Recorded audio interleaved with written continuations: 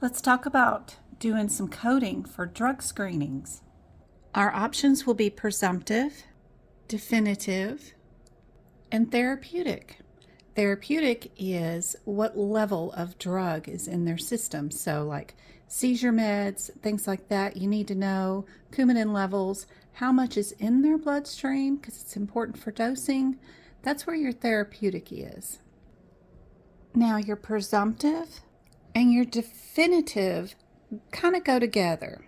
We usually always start out with our presumptive drug screenings because we have patients that come into the ER combative or in a comatose state.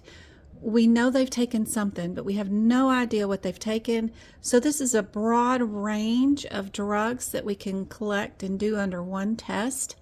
And we can figure out what tests they have been exposed to or taken.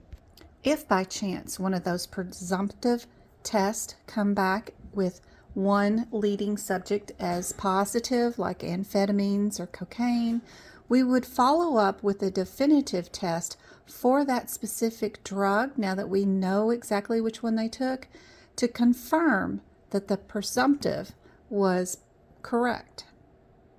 Now, what you need to know for a medical coding exam, I'm going to explain in just a second, but I wanted to let you know that this Sunday, April 9th, I'm going to have a free workshop on YouTube. To find that information, all you need to do is go to my YouTube channel at Medical Coding by Jen. Go to the home page right there. You will see the second row of videos is all my upcoming videos that will be happening live. And you can actually click on Notify Me and it'll let you know when these lives do happen. The second one right here is for this Sunday. It's going to be a E&M and Lab and Path workshop that is completely free for everybody. You all can just join on in. We're going to do 3 hours starting at 2 p.m. Arizona time zone, and we'll just do a bunch of practice questions on Lab, Path, and E&M. My cat is going to sing. Also, my Monday, Wednesday, Friday lives, which are free also, and those are 2 hours long. You can always hit the notify me there too.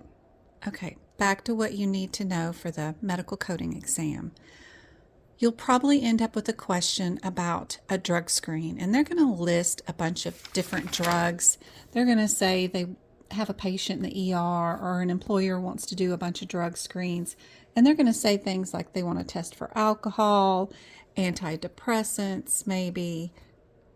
They might want to test for oxycodone, those kind of things, but you don't use these individual drug code, CPT codes.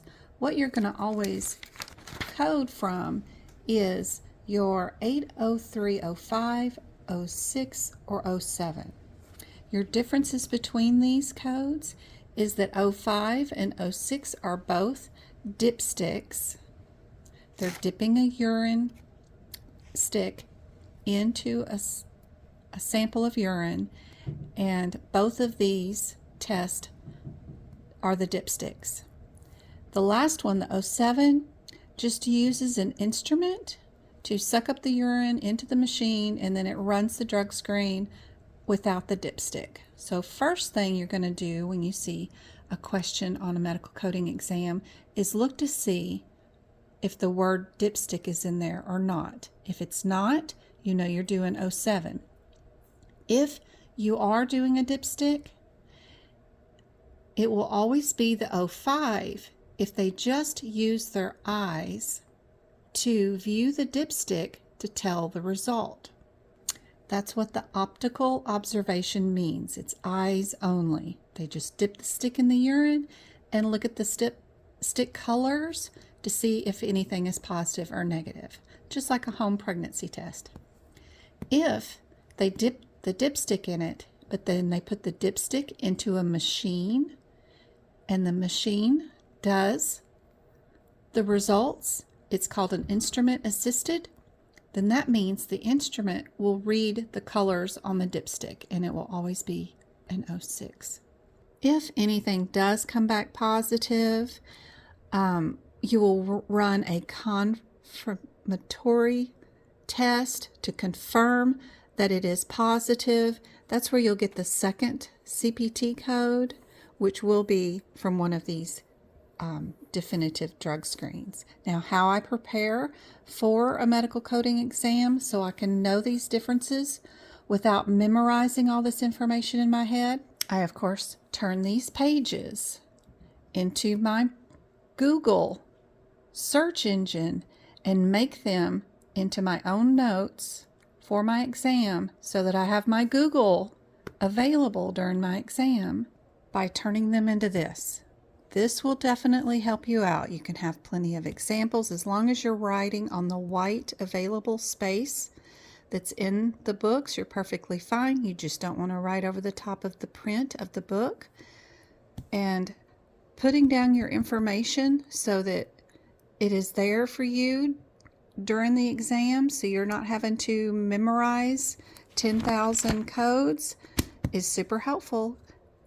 I hope this information helps you pass your medical coding exam, and I hope to see you in my lives. Don't forget, if the material was great, you learned something, don't forget to like, share, comment, let me know what else you would like to see, and give thumbs up if you're on YouTube.